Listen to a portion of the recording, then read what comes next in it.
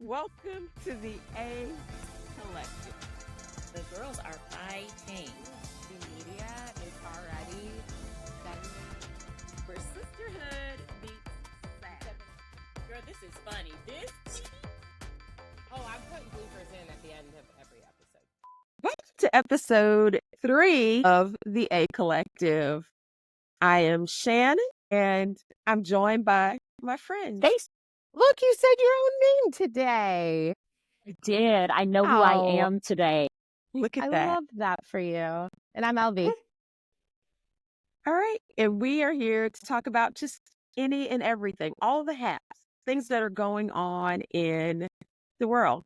What do y'all want to start with today? Stacey, you had an idea. The brand new year. We know people have goals. Weight loss is probably the top of everyone's list.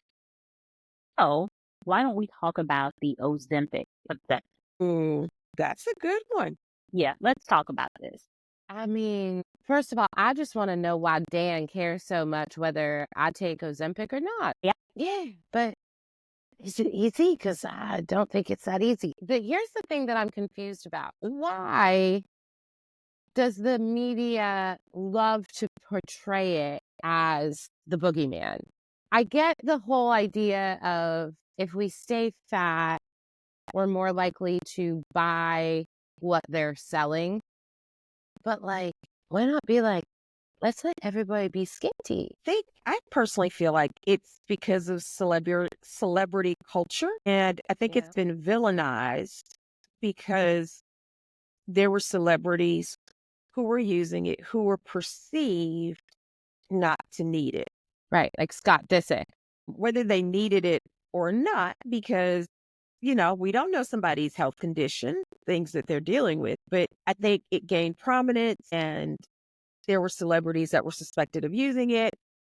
Media got wind of that and they villainized it. And is it our business to know what someone's health conditions are? Celebrity or not? Like, that's a violation. I think so. But I believe Exactly. But in the age of oversharing and social media and fast information culture, I believe that people sometimes feel entitled to know, Absolutely. and the media obsesses over it. I feel like, look at the obsession over Adele, how she lost her weight. Mm-hmm. Kelly Clarkson, Oprah. Oprah Winfrey. but Oprah was very transparent about her weight struggles. Many of these celebrities have not been transparent about their weight struggles. We've seen them, like we've seen Lizzo, she's very, she carried herself wonderfully, very proud, but, she's been on this health journey. Rebel And I Wilson. think there's been a lot of speculation on What she's doing. to, better her health. But is that really our business? It's not our business, but people are fussing because she came out loud and proud. This is body positivity. This is who I am. And we know that whatever lifestyle changes she's making, is to extend her longevity, right? So she went on a diet, I am sure. I don't know exactly what the means of her diet are, but she's losing weight and she looks like a different person. So now it's always going to be the accusation that she went on these meds. And so now do people feel like she's relatable? Because she started this body positivity. Like, there was nothing you could turn on the TV and you would see people, in things that normally you wouldn't wear of a certain size. But Lizzo did it and she was proud of it. And so it encouraged other people to do it. Now, will the perception of her be changed if her look is different? I would hope not. So here's my thing with the whole body positivity. Mhm. I am all about it. Like, if you are happy in a larger body, bless you. If that's what you honestly want, amazing.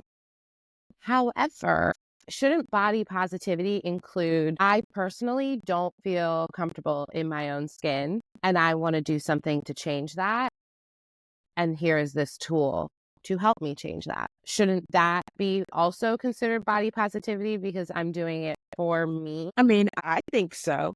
We never know how people come to whatever their journey is.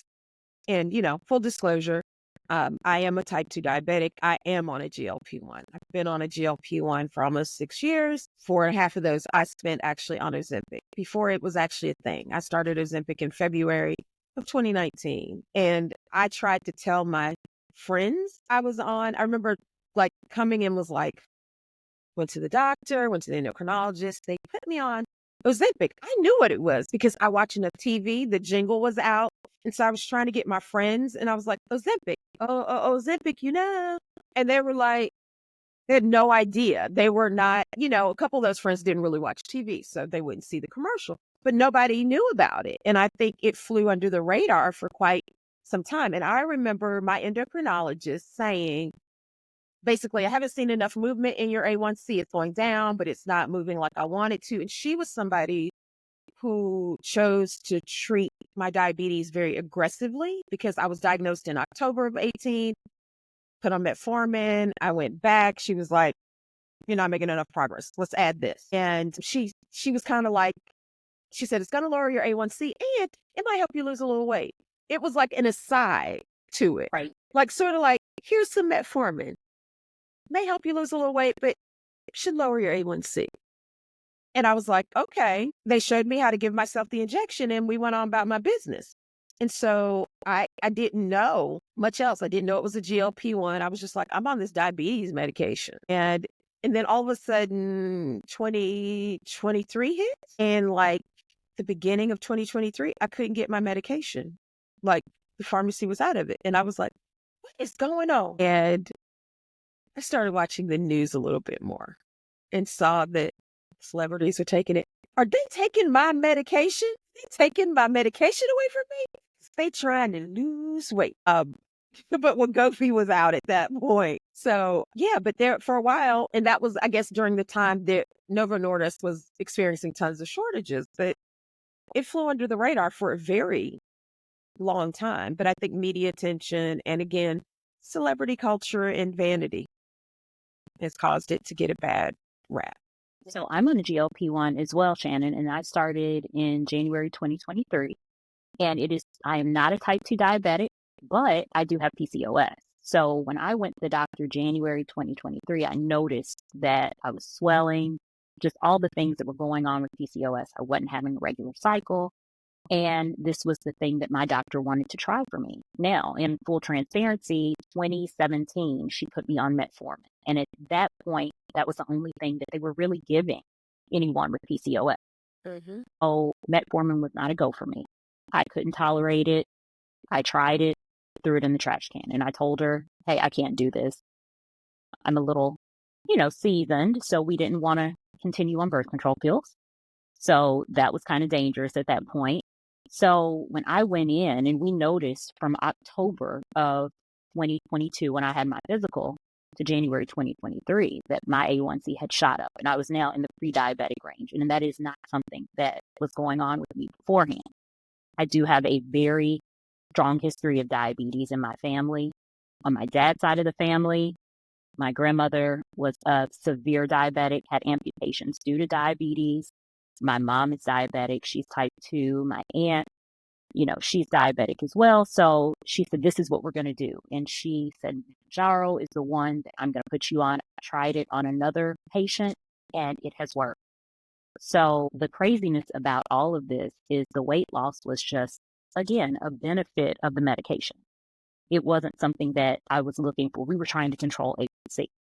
When people see you 5 or 6 months later and they're like, oh, are you taking that medicine for weight loss?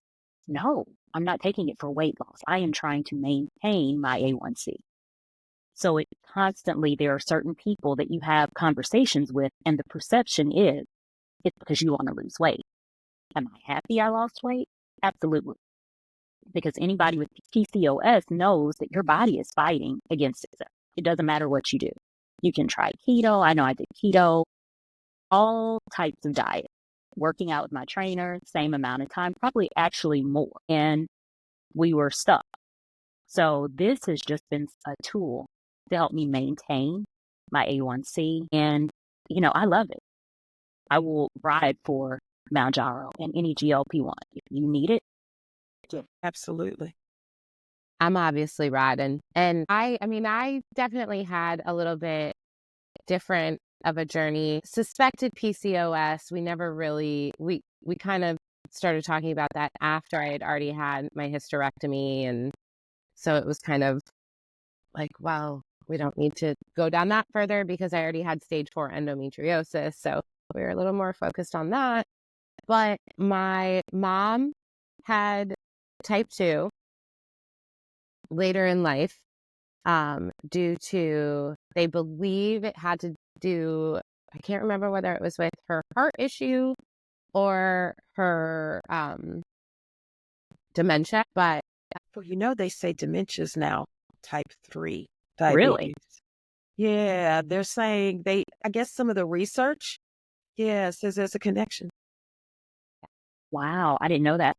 But and you can heart issues, cardiovascular issues, strokes can result from type 2 yeah, as well.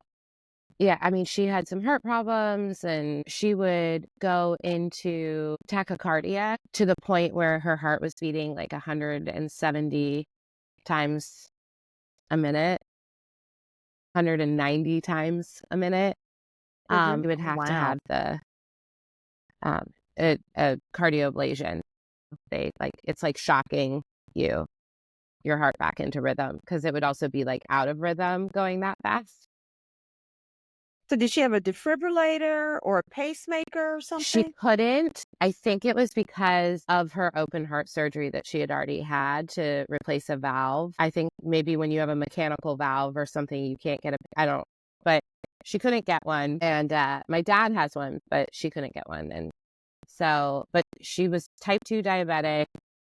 Obviously, this heart issue, dementia, like all the things. And then my dad on the flip side, but she'd always been very tiny, right? And then my dad on the flip side has congestive heart failure, sleep apnea, obesity, and was pre-diabetic, which was how he ended up on Mounjaro. So that was kind of when I really kind of started to learn a little bit more about it, because someone accidentally threw away some of his Mounjaro. You don't Yeah, throw that away. and he was having That's like a nervous liquid breakdown. gold. Yeah, I know. I mean, I know that now. At that point in time, I did not fully understand it. And so So then, was this somebody you? no, I had nothing Oh, to do with it. okay. In hand to God, Okay. had I was like, nothing to do with are it. you somebody? Yeah, are you the I know. culprit? I mean, now I joke because, he's got quite the little stockpile in his fridge of 5s. And I just like casually every so often like pull a box out and he's like, put it back, Yeah. put it back. Because I know what's there. Yeah. Yay. But right. But then I do remember like the whole Scott Disick being on it and stuff like that. And with Ozempic, I remember the commercials because I love a catchy jingle. But yeah, I mean, it wasn't until my provider was like, okay, we need to figure this out. Because she knew all the things I did. And she was like, this isn't working. Like, stop. This is insane. Let's try Zepbound. It just came out. And I was like, okay. And then I was like, oh, my insurance won't cover it. That's fun. So we got it down to $550 with the savings card. And I'll never forget, I picked that up the same day I picked up my high blood pressure medication. And I wasn't Wow. allowed to start the Zepbound until I had taken the blood pressure medication for a week. And so I just had that box sitting in there. Did you go look at it all the time? Yeah. Like, I was Touch like, it. hi, you're about to change my life. Hi. Did you really know that? Did you feel that? So I felt that, yeah, because I was like, I know what I do. And if my body is actually fighting against me and it stops fighting against me, this could finally be the time. But then, of course, there was also that little voice being like, this isn't going to be the time. It's just like everything else, I know. But because And I I think we spent all my through that. entire life obese. I passed 200 pounds in high school. I was never but I was always the girl that they were like, well, but you're so proportionate. Great. Oh, wow. See, So, I was 10. yeah, I've never been thin. I came to obesity after I stopped birth control pills. Oh, And the there you go.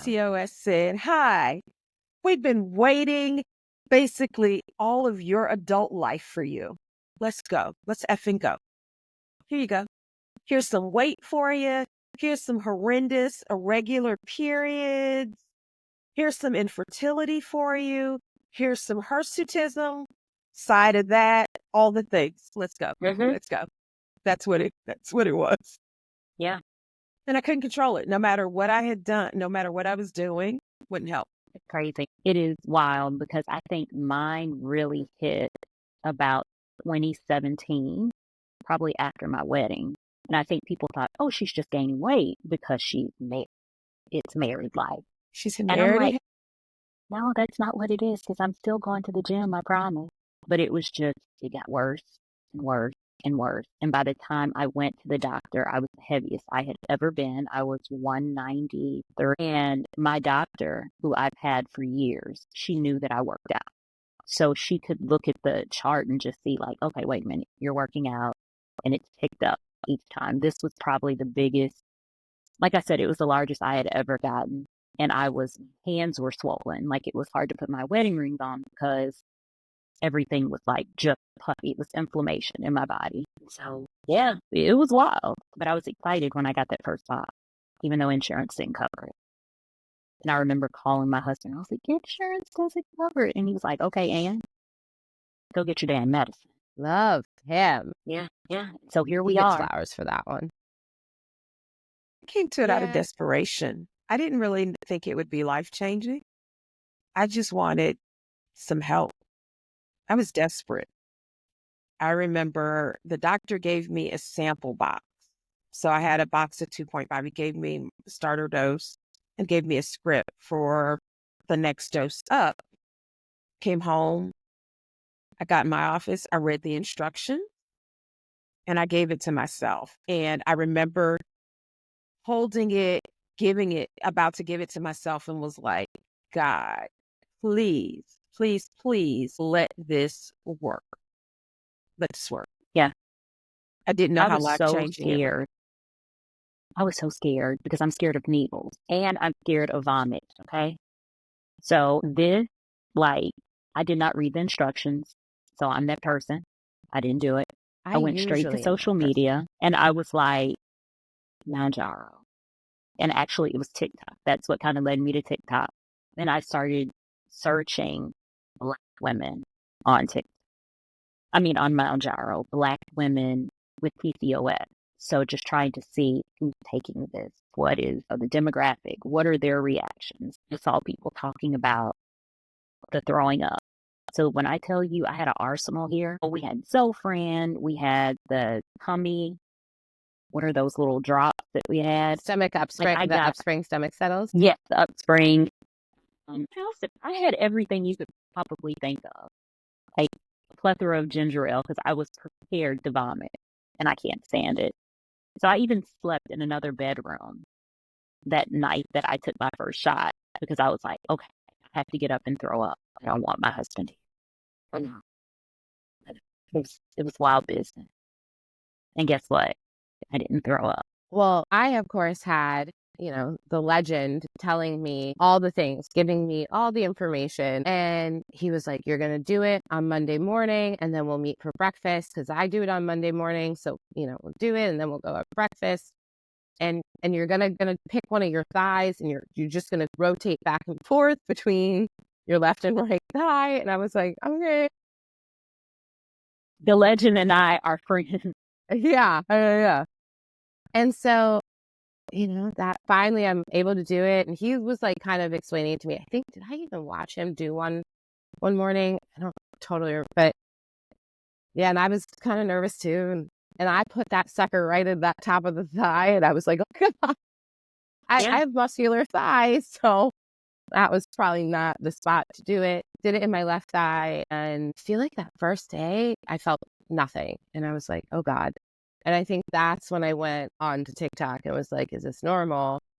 And I saw a bunch of videos talking about how it was normal. So I was like, okay. And then the next day I woke up and I was like, am I pregnant? How can I be pregnant? I don't have a uterus or ovaries for that matter. I was so nauseous when I was pregnant. Every time I've been pregnant, that is how I know, because I become the most nauseous human on the planet 24 hours a day, 7 days a week until the end of the first trimester.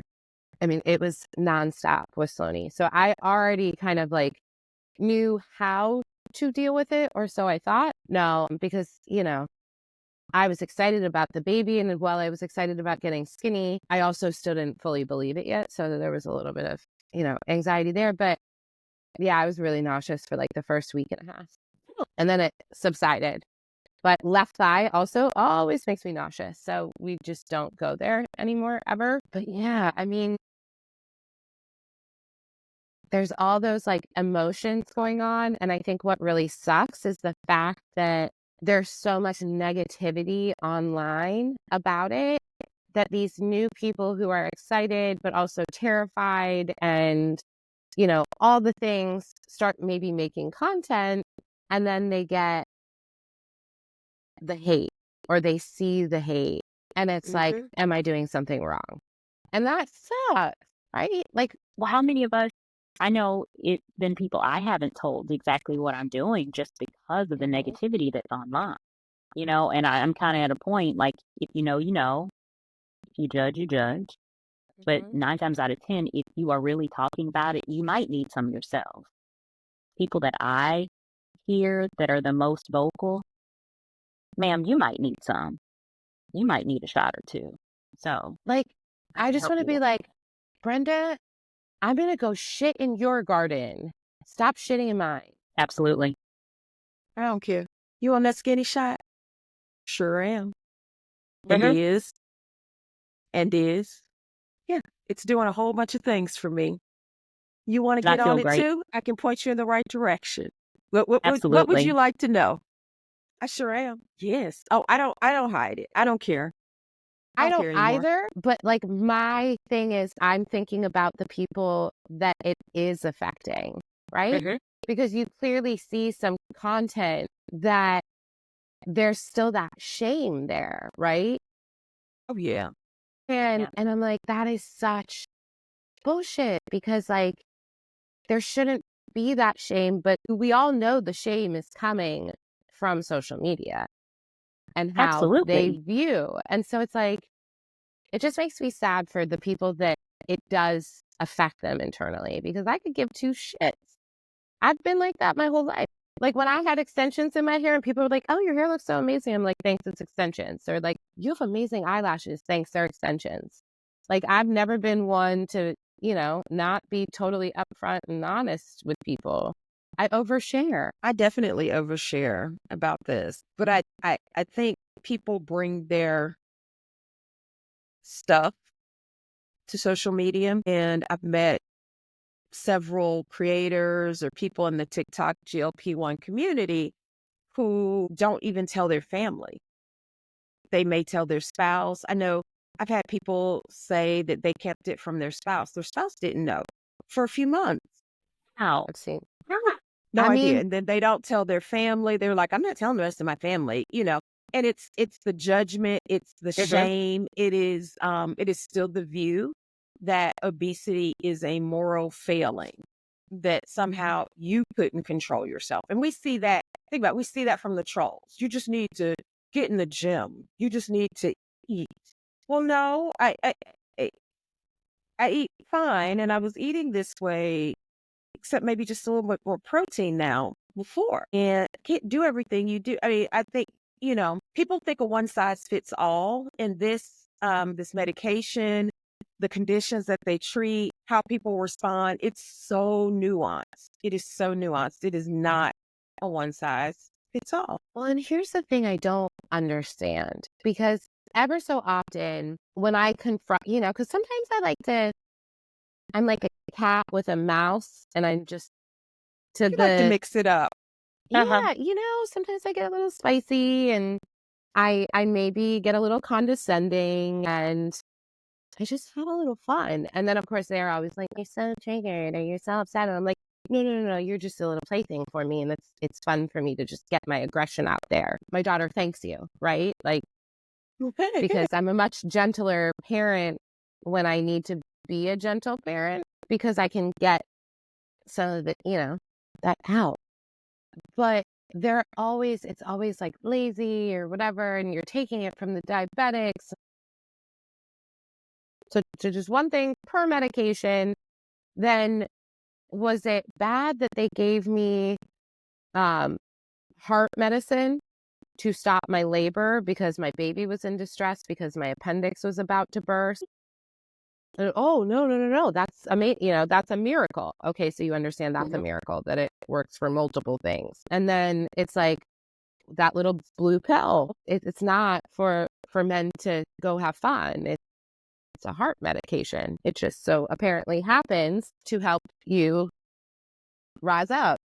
And if it goes on for more than 3 hours, you need to go to the emergency room. So do they have a problem with those? Typically not. I'm like, I'm on a blood pressure medication for when I have to public speak because it slows my heart rate. So it's my anxiety that it's treating. But so is that a bad thing? No. But all of a sudden, you're on a GLP-1, and it doesn't matter. You can say Zepbound. You can say Wegovy. They don't understand.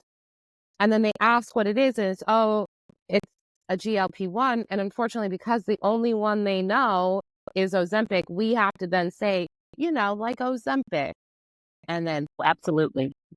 But nobody had a problem when you were taking metformin. Nobody had a problem. And it's like, okay, so now that I'm taking a shot that actually works and I can tolerate it, it's a problem. Okay, go off, sis. When people ask me why, because obviously mine's not quite as cut and dry, I go along with kind of what Stacey said with the, my family history is chock full of diabetes, heart issues, dementia, all these things that I am desperately trying not to get so that I can be here for my daughter who only has one parent and one grandparent. I was heading in that direction. What was I supposed to do? Just sit back and let it happen? Because what I was doing wasn't stopping it. It was still going that direction. And then they shut up. So I think people don't understand. They don't understand PCOS. They don't understand insulin resistance. They don't understand how those things have a direct correlation to diabetes. I think that they don't understand just how bad diabetes is. I have a cousin who had both of her legs amputated. I have a friend who lost his eyesight for several years. It was diminished. He had diminished eyesight, so diminished that they took his driver's license. And it was all, it was all uncontrolled diabetes. I remember this, but I was recently reminded Luther Vandross was an uncontrolled diabetic. He had a massive Did you watch stroke. the special? I did. He had a massive stroke as a result of uncontrolled diabetes. And he left behind his mother, but all of his siblings before him passed away, all diabetics. His mother was a diabetic. And I didn't know this, you guys. I recently found out a lot of the people who have kidney failure, they're diabetics. I did not know that. That most of the people who have kidney failure, it comes from diabetes. There's a direct correlation. I did not want to be 80, hunched over, in pain, still a diabetic or uncontrolled diabetic, and a mess with other complications in heart and other conditions. Think about the dialysis that goes along with diabetes. People get on dialysis because of it being uncontrolled. Yeah, I have family members who are taking dialysis now as a result of not kind of doing their due diligence with their diabetes and watching that kidney function. So there's so many things. Crazy. So yes, I think the conversation is very nuanced. And, I feel like we've been reduced to like a soundbite culture. And So people are reacting off of the soundbite. They're reacting off of a 30-second, 1 minute, or 90-second news story that can't possibly contain all the facts, all the nuance. It's not black or white. It's not either or. There's lots of shades of gray in between about why people take it, why it's needed, what's happened, to people to cause them to have to be on these medications. And everyone's journey is so different. It really is. And so one story is not the same. All three of us sit here and our journeys are different. Mhm. What do we think about the mean girl issue that we have from people like being on the medication? And I know we've all seen it. You've lost the weight and now your personality completely.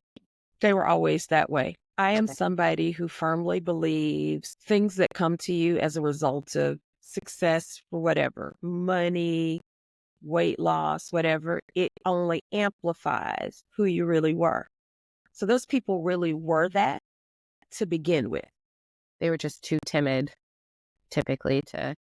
They were shamed, they were whatever. And now they're popping out and they were like that deep inside. They were mean. They weren't, because I believe it was in you. And certain things just amplify who you are and it comes out. I believe it too. I feel like some people were bullied and they felt like, oh my gosh, I was bullied because I was heavy. Now I am on the other side and I'm going to bully other people instead of stopping the cycle of mean girl society.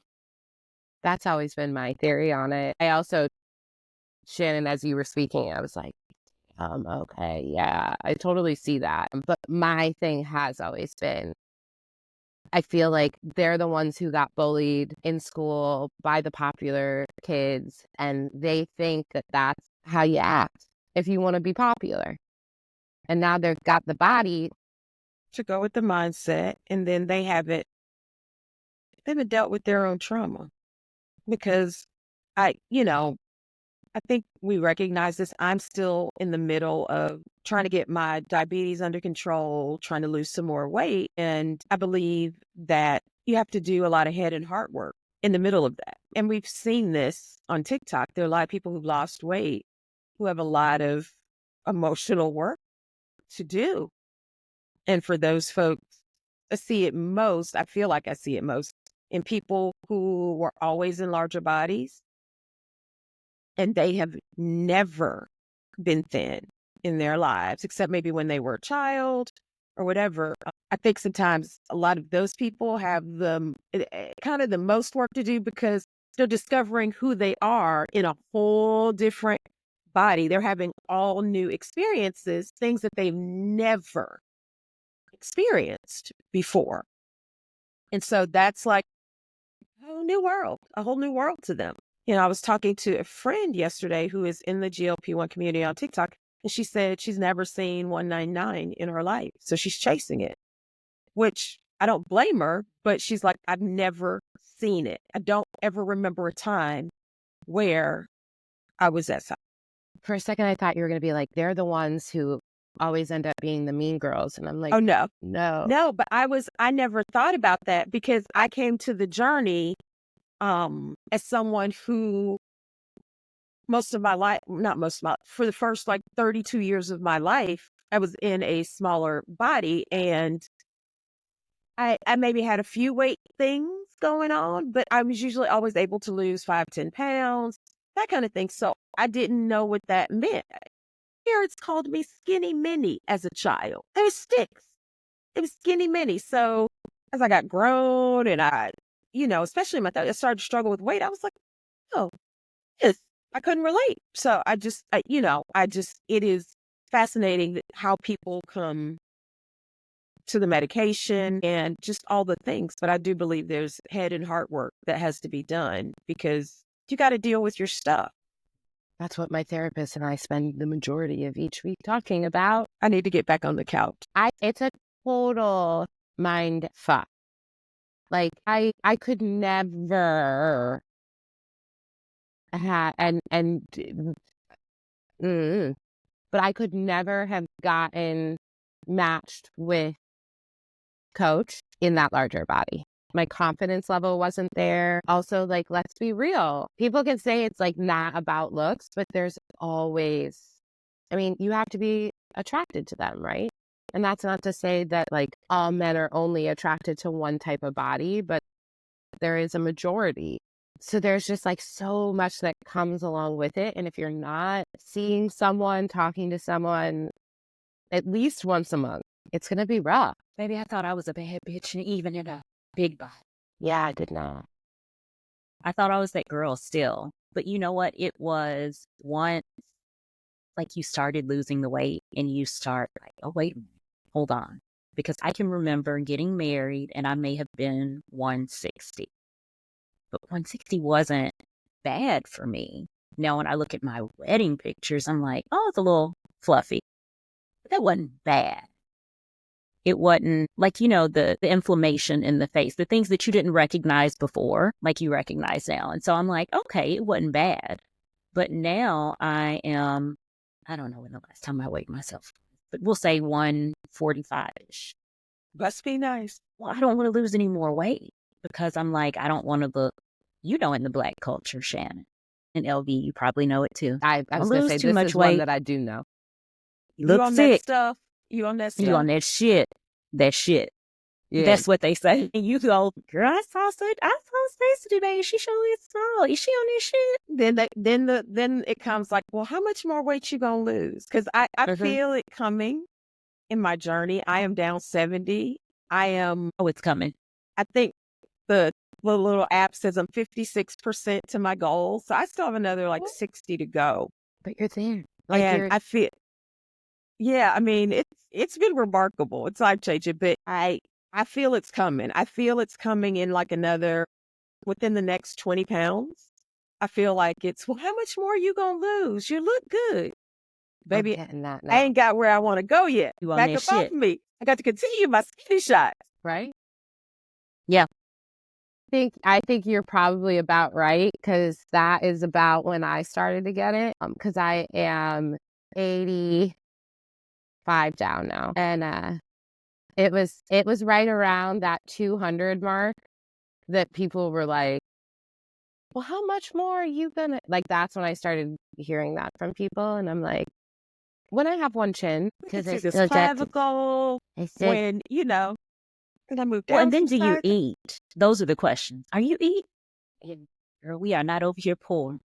I am not starving. I promise you. So it's those things. And I think there comes a certain point, like I remember probably for about close to the first 40-ish pounds, it wasn't as noticeable. People were like, you're looking good. You're looking good. Now it's like, ma'am, oh, they see it. They see it a bit more. So I get a bigger reaction out of people now, especially if they haven't seen me in a while, or like when I post content around it, which I don't do often, but when I post content around it, people are like, yeah, that kind of thing. So but I feel like it's just become more noticeable in the last few months because I'm hitting some larger loss numbers. It's always funny to talk to my trainer when he posts pictures. Now that's the funny part, because I started working out with him doing PT in 2020. And so now when people see pictures of, oh my God, what'd she do? I've been working out all this time. We just had to implement something else. And it changed how I work out, being on this medication, because we don't want to lose muscle, because I'm kind of muscly, but we don't want to lose that. But it's interesting when people see that before and after. I'm sure I've sent him a lot of clients because they think that, it was all him. And I'll give him that credit because he's great. See, I get do you work out? I do. I walk. I need to be strength training more. But I walk with the Lord too. I move my body. I do. I'm working on getting a closer walk with the Lord. But, I walk on my walking pad. But that's usually that's one of the first things people ask me. I think, like, I feel like this, in some of the circles I run in, they don't automatically think the medication. I usually cop to that very early on. But usually when I first go, are you working out? Do you work out? Yes, I do. And then they're surprised at how I eat. They're surprised. They're like, you do what? Like, and when I travel, baby, I come with all the accoutrements. I travel very, very heavy. Like, I prefer traveling by car. When I went to Dallas this past summer for our My Stories National Convention, I had a Walmart pickup. Oh, yeah. I traveled with a bunch of stuff because we were renting a car. We went to the grocery store. I did all the things because, baby, I'm staying on track. I'm out here in Texas. It's fine. We're going to have a good time, but I'm going to still hit these protein and water goals as much as I can. Yeah, I need my protein bars. I need all of that. Every time I travel, I do a Target order and they just bring it to the hotel. Oh, that's smart. I usually, Mm-hmm. that's brilliant. Protein shakes, I bars. feel like, I pack my liquid IVs. wow. Yeah, I come with liquid Ultimas, IVs, but- seat, Mm-hmm. protein bars, bone broth, collagen. I come with those things, but I No, usually, Shannon, I don't have all those things. baby, I just don't have the bone broth. I travel with it all. Bone broth is a lifesaver running through the airport because it's a packet. Starbucks, I need a hot water. So wherever, I need a hot water. I need a large cup of hot water. Dump the bone broth in it and keep it moving. I can I get mean, the okay. protein in as I'm flying. I don't have to carry something to, and I'm somebody, have a side tumbler business, but I also travel with tumblers. So I dump the hot water into my tumbler so it's going to stay hot for hours. I travel with all the things because I'm committed to this for the rest of my life. I prayed for this. I prayed for the discipline to keep going. I travel with a tumbler as well. My Yeah. Owala goes with me because I'm at a client site. I can fill it up, dump my stuff. Has a little handle. So cute. I mean, I don't travel with my 64, but I have the 40-ounce hydro jug that I travel with. And I have it in multiple Mhm. colors. So whatever I'm like, whatever color palette we're doing for that trip, I'm prepared. The bone broth, I'm going to add that to my little, because I always have Ultima packets. Sometimes I'll even throw in like another, like a Rise or whatever, but typically it's just the Ultima. I travel with all of that because I need it on my journey. I bag up seat. I bag up like the clear whey protein. I do all Wait, the so things. you put this in a baggie before you get ready to go. You're like, let me get all the things with me. I have the snack baggies and I'll mark it grape. I'll take several flavors. So I'll mark one grape. I put a scoop in the snack baggie, close it. Next one, fruit punch, scoop, close it. Yeah.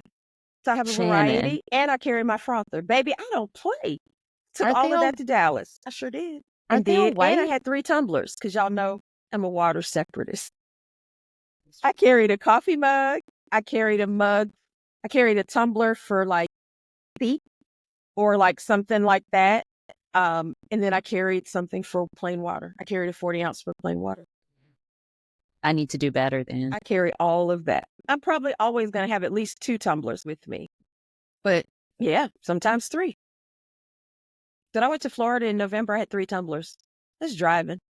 I had my coffee mug because it's going to keep coffee hot for hours. I had a 30-ounce for like seek and then my water tumbler. Shannon, you're an auntie. I am. 100. Yeah. Shannon is definitely an Yeah. auntie. All the Oh, things, yeah. baby. I realized this long ago. I knew when I was going to Atlanta, I was like, I got Shannon there. So, and keep in mind, like I started in February, so it wasn't like it had been all that long because it was like May. But I was like, I know if I forget anything, Shannon will have it, I will My have girl it, baby. I has got you. me ready. right? And All the well, things. I won't. I'm not prepared. Like I was like, and then she is my kindred because she is also a hot mess. That is absolutely. that girl. When I drive, I carry my water. Like when So I I went do to too. Florida in November, I had every single bottle of water I could possibly need during my trip. Wait a Even though I minute. was staying with someone, had all my own water for electrolytes, for just regular drinking. I had all my own water. And then when I fly, I usually have at least one big bottle and one like electrolyte bottle in my suitcase, in my checked luggage, so that in case it takes me a while to get to Walmart, I can start chugging. You just said Walmart, and those are things we don't need to talk about. She said Walmart twice. We should maybe put a little ticker up every time she says Walmart. Listen, Sometimes, sometimes you can't beat Walmart on price for certain things.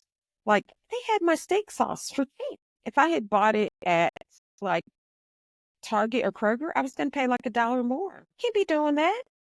We are here saving money. I can't be hating. I've been going some lately.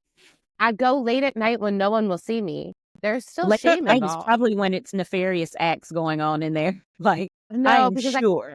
I go to the one, the one the students don't go to. I go to the one that like the rednecky red dot next to my blue dot where they go. So it's usually just like a bunch of guys in camo. But yeah, traveling on a GLP-1 for me, been fun. Let's see what I can include. What can I take? What can I order and pick up when I get there? Especially if I'm flying. More so if I'm flying.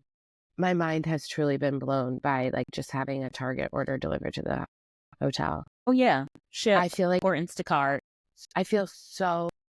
I've never done that. I just, do a pickup order, or if I have friends in the city I'm going to, I have the order delivered to their house. I've done that before. We usually, like when we do Essence, before we take off, I order like a case of water. What are things that we're going to need in our hotel room? And so I order my protein, both the bar shake, some more of liquid IVs if you're going to New Orleans, you need a lot of them. Yeah. And it's usually something I have forgotten too, like a charger, a watch charger or something is always going to be in there. I have one of those masks that has my watch charger, phone, and headphones. I like never have to worry because that's always in this little case and it just always is in my travel bags. So I have my greens. Like I try to find as many things in like gummy form. Plus I just like gummies. So, but yeah, all the other things, I'm feeling very inadequate at the moment. The groove in their thing. But I've always considered myself very type A Virgo about travel. Did you say Virgo? Yeah. You're a Virgo? But yeah. When's your birthday? September 22nd. I'm the last day. I'm September 16th. Get out of town. That's what it is. There it is. Right there. A bunch of y'all are right within that week window. You know that, right? There's several people in that window. Yeah. Well, because you know what was happening, when it was New Year's. My mother informed me that I'm actually a New Year's baby. I was like, thanks. Didn't need to know that. Some things going on that you didn't need to know about. I'm a June baby. It was fun in the fall. Wait, are you a Leo then? No, that's July. I'm a Gemini. I'm an early Gemini. Jesus. I'm not even close to being a Cancer. I'm a true Gemini. Yeah. Let's move on. I know, right? And next. Thanks for joining. Good. All right, up for this episode, who wants to start? Our good, bad, and ugly. Who wants to start with the good? I'll start with the good. I feel like they say how you come into a year is how you're going to spend your year. I got up and went to the gym at 8:30 on New Year's Day and did a Surge 45. I am good to go. And this is also probably the last year that I have to have weight loss as part of my resolution. Because Soul is coming this year, baby. I'll go next. That's fine. I feel renewed hope for the year. I'm excited. I always get excited for a new year because I'm like, what is it going to bring? Because I get very reflective at the end of a year and I think about what I thought about at the beginning of the year. So I'm just super hopeful for new opportunities, new adventures. I'll be 55 this year. As my grandmother would say, double nickels. Double nickels are loading. So I'm excited about that. Same for you, LV. Same like you. This is the last year. I am prayerful that this is the last year weight loss will be a goal, that it'll have to be on my vision board, that it'll have to be in my mirror. I'm looking forward to that not being on my bingo card next year. Good, Stacy? Let's see. Good. All right. I don't know what was good. Rang in the new year. It was peaceful here in in my area, I do have a lot of hope for this year, even though we are looking at a grim political, time. I feel like a lot is going to come out this year. We're going to see a lot of different changes, and I'm hopeful for that. I'm holding on to the hope that Obama had. All right. That's good. All right. So I'll start with bad too. She's like, I'm ready for the bad. Bad and ugly. We witnessed a terrorist attack on the first day of the year. A terrorist attack. I mean, 3 a.m., someone was full of evil and hate and plowed down 14 people, killed 14, and numerous others injured. While I do have hope, I think that we need to be realistic about what is going on in our country. This was someone that was an American citizen. He was not, My bad kind of piggybacks on that. Just the state of the United States. This country is so deeply divided as we head into a new year. Our politics truly divide us because people have very strong fundamental moral beliefs on both sides about, the direction of the country and what's happening, right? And just the bad is, I think we're blind to, again, piggybacking on Stacey, the homegrown terrorists. We don't want to admit that and acknowledge it to deal with it. And that is troubling because, again, we have mass shootings, we have people plowing down other people in trucks, we have trucks exploding, all kinds of things. And we need to deal with the root cause of that. Exactly. So that's not bad. And you're ugly, or you have even more ugly. I was like, I don't know how you get more. I have even more ugly. I mean, well, my ugly makes me sad. Like the young lady who was killed on Bourbon Street, whose mom told her not to leave the house and she snuck out anyway. I'm concerned for the alpha generation / older Gen Zers because the societal pressures, home training they're not getting, therapy they may need, all of that results in a lot of what is taking place in society, school shootings, things like that. So, and I wondered, is that a product of gentle parenting? Can we say some of that? I shared with you guys this morning someone that is probably being gentle parented around me.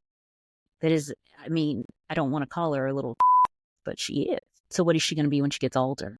There are no boundaries, no parameters. Just had to throw that in. LV, you're bad and you're ugly since I went ahead and just gave them both.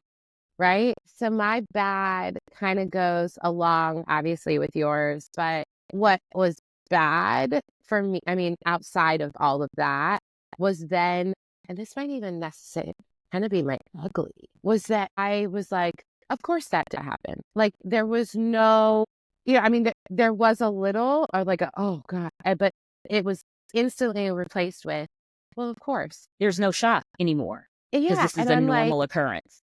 How am I here? Like, I'm so angry with myself that there wasn't more concern that it had happened. It was like, God, I hope everyone, like wanting to see about the people, but like the fact that it happened didn't shock me in the slightest. Like, oh, of course we would start 2025 with, and think about the symbolism there for the second I was just about to say, and how about that? And it's like Tesla, Cybertruck, Trump, hotel. But that guy is a camper. Absolutely. Make it make sense. It's about the way that all of this is going. Yeah. Absolutely. But you know what makes it make sense? Social media. And I think that maybe next episode, we should be talking about that. What do y'all think? I definitely think so. Because what have we allowed to become normal? What have we accepted?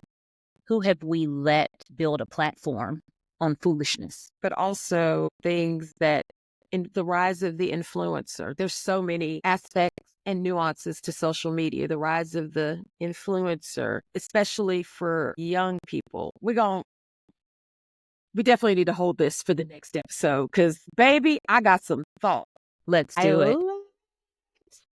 So friends, if you like what you heard, make sure that you are following us on all platforms. Make sure that you're liking, subscribing, give us a review, shoot us a 4-star, 5-star, 7-star, whatever you want to call it review, and tell us all the things. And then if you want to follow us, you're going to follow us on the A Collective Pod on all platforms. If you want to follow our personal accounts, Shannon? I am S.Y. Daniels on all social media platforms. Or Hate Stace on all platforms. And then I'm the problem child. We won't do it. I'll put some text. So, all right, friends. Well, until next time. Bye. Sisterhood meets sass. Bro, this is funny. Oh, I'm putting bloopers in at the end of every episode. Not gonna work. I mean, it is just not. not. It's trash. Go. It's trash. Y'all, this is interesting. Just so we know, I'm drinking a Spark so I don't get sleepy this week. Because my Oh, there you sleep go. right now, y'all, is utter trash.